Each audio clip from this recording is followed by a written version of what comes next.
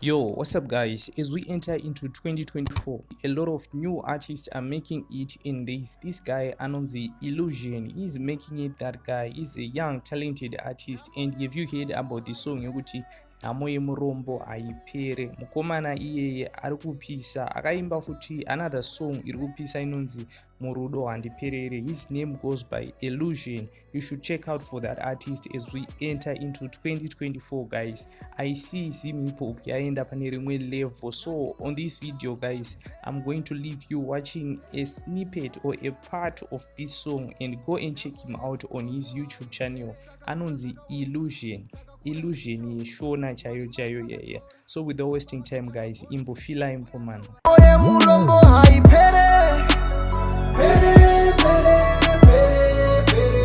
nasi ndozvitaura zvizere